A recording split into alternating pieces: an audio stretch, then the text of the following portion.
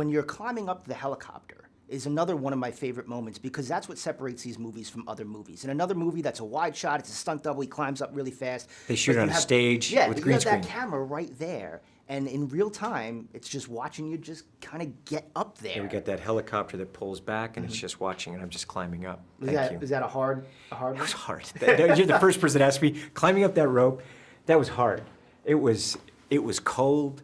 You know, that's a long rope climb. Did you master the rope climb in gym class? Like, were you that kid? I was that kid. But it's never easy. Yeah. It's not like the rope climbs ever. No one's like, oh, I can do this easy. It's a rope climb, man, and it's hard. Benji, you copy? We copy, go. Change your plan. I'm blown. Need extraction. We're on our way. I feel like with Tom taking on so much of these stunts himself that there's pressure like on the other cast to be like, no, I don't want a stunt double, I'm doing it. We all feel like this is what these films are about, you know. Yeah. This is what, since he hung off the Burj Khalifa, and I remember being in the audience the first night I saw it, and the sense of like, holy shit, that the audience emitted when they saw him step off that building. It was like, this is key, you know, this degree of authenticity, the fact that it's a practical stunt done by the actor, it adds a degree of tension and exhilaration that you don't get when it's done by someone else or it's done in a computer. It's a kind of extra textual element, which is really thrilling. And so we all want to be part of that, do you know what I mean? So I'm like, I'm up for it, whatever. I wouldn't do the kind of stuff he does, because he risks his life. Which is crazy. It doesn't exist today, I feel like. It doesn't. It is and it isn't. You know, people could dismiss it as crazy, but I think ultimately, he's that committed to his job. Yeah. He cares that much about delivering, in what is a very crowded marketplace today, an authentic experience for the audience, a kind of sense of wonder and thrill.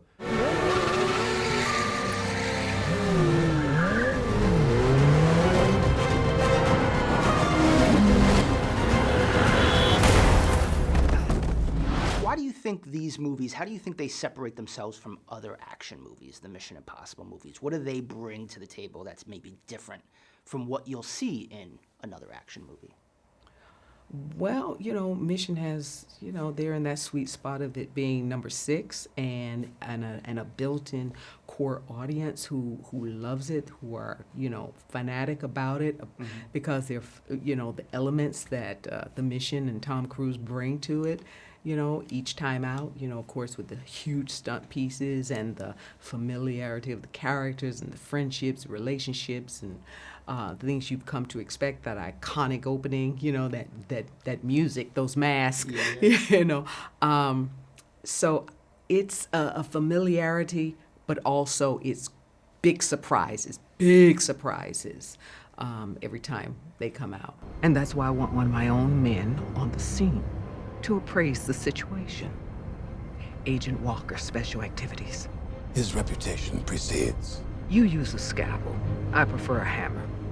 My man goes, or no one goes.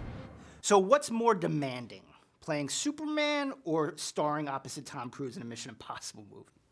Oh, there are so many different factors that go into these roles which no one knows about, so it's tough to answer that. I can say one thing though, working with Tom has been absolutely amazing. It's been such a wonderful opportunity to do these stunts myself, rather than get onto a movie and everyone's like, oh, the actors don't do the stunts anyway, so we're gonna build this whole thing and then, all right, actor, step out, we'll have the real man stand in and do something cool. I wanna do the cool stuff. Yeah. And this has been a good opportunity for me to do it. It's also taught me that you can't just go off the merits of being a physical person. You've actually got to build up a full, numerous skill sets to achieve these things. Motorbike license, like stunt driving, helicopter license, helicopter stunt flying, stunt plane flying, all of these things that Tom can do, I'm gonna need to up my game and learn myself. Being that Tom was riding a motorbike without a helmet. I had a safety rig for this one challenging shot, and that rig just didn't work. And we looked at Tom and said, what are we gonna do? And he said, my friend, we gotta roll. We gotta go, we gotta shoot. So he got on his bike and took off.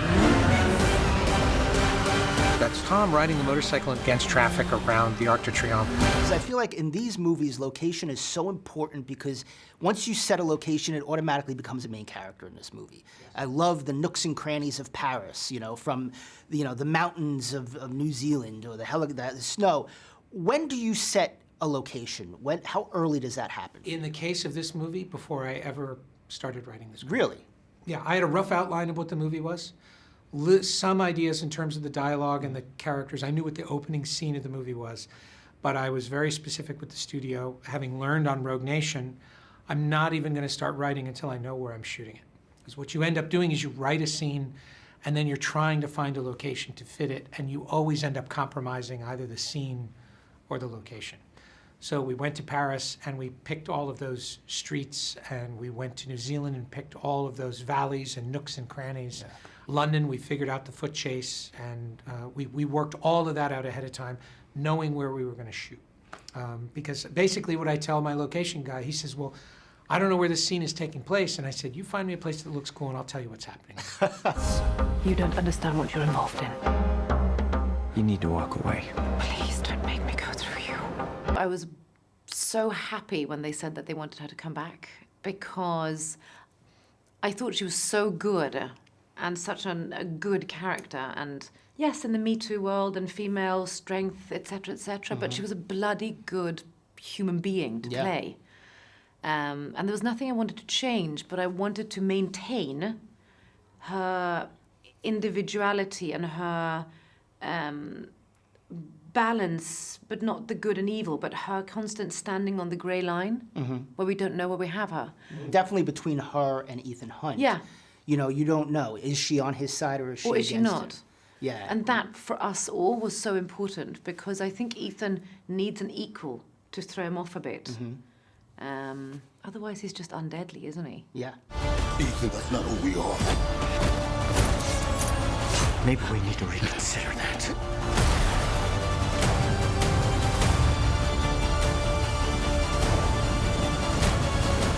What was like the Tom Cruise-iest moment on set? Like, what's like a fun Tom Cruise? Oh, it was, what was it? He was doing Top Gun quotes while we were flying in formation. All the helicopters, when we'd finished doing our New Zealand portion, were flying in formation. And sitting there with our headphones on, and Tom started doing Top Gun quotes. It was amazing. It was so cool. He's on the helicopter, he does all of this crazy-ass Are you beeping, by the way? 'Cause you're Fandango. Don't worry about it, yeah. Okay, he does this beep. But we have built a hill to replicate a scene in New Zealand, and we're in a 4x4, and it's the big, the car thingy. I'm not good with cars. I'm sounding ridiculous when I say car thingy. And we have to go down a hill. Yeah. Towards the helicopter. Yeah. Yeah? Uh-huh. And we're having fun and laughing, and Tom's joking, and then all of a sudden, right before we go, he literally kicks in to Tom Cruise Health and Safety Department, which means there's no joke, and he goes, right, guys, if this tips over, I want everyone to get this embracement. We go down, Rebecca, come here, woof! And he grabs my head, and I literally go, huh! And I come up like this. And the funny thing that resembles is it doesn't matter how big or small the stunt is. For him, everything is just so important. And then he jumps into laughing again. Yeah.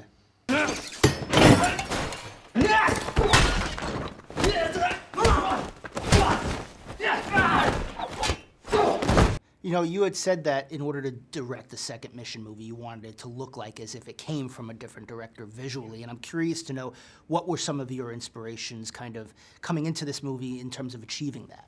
Well, the biggest thing was to not, it was to not pursue so much specific inspirations. I mean, Rogue Nation, I had very specific inspirations that I was tapping into and that I was liberally referencing, inside jokes and Easter eggs. And in this movie, Rob Hardy and I didn't do that so much. Rob is a big lover of John Carpenter's The Thing. And Point Blank was a movie that he showed me. John Borman's Point Blank was a movie he came to me with early on. And I made one little reference to Point Blank as kind of a wink to Rob. But everything else was, we discovered after the fact. We went back, there's the fight scene, the gunfight that happens in London. When we started looking at the dailies, we were like, my God, this looks like Alcatraz in Point Blank. But we hadn't we weren't specifically reaching for that when we did it. It was more of an inspiration than an influence. There are nods to... Or an influence than an inspiration. There are nods to the other films, though, in there. Very clear Yes. nod, which I thought was interesting. And, you know, did you have certain scenes that you wanted to pay homage? No, I only had one nod to Mission 1. I think you know the one I'm talking about. And everything else, I've heard other people picking things out as references to the other films, which I didn't really think of at the time, but I can see how they look like references to the other films. So it's all just Mission being Mission, I think. Accept it, Ethan. You've lost this one. What's done is done. What's done is done when we say it's done. Showtime. I was just going to ask you about the longevity of the series and whether or not these movies end when you're finished with them, or if you're open to, like, James Bondifying it and having other people play Ethan. Yeah, I mean, it would be interesting to see what happens, to see what an audience, you know, I would never ask anyone. The kind of stuff that I've done has been things that I've cultivated, and to have someone to say, you have to do this, that's like, I don't know if I could ask anyone to do that, even if they would want to do it and people think they want to do it, but once they start kind of doing it, they realize how challenging it is. And it's also, look, I've been doing this since I was a little kid, doing stuff like this, and I've been really working on systems on how to make it so that you can actually survive these things and create those. So it's something that, of course, my whole idea was that the franchise would always go on, but I just, you know, it'd be nice, you know. I hope you make like 7 more. Me We'll too. just say, like, You and me 7 both. more. You and me Do both, it, and then please. I'll be like, okay. Which way, Benji? Turn left! Go, go, go, go! What are you waiting for? I'm jumping out a window! Oh, sorry. Good luck.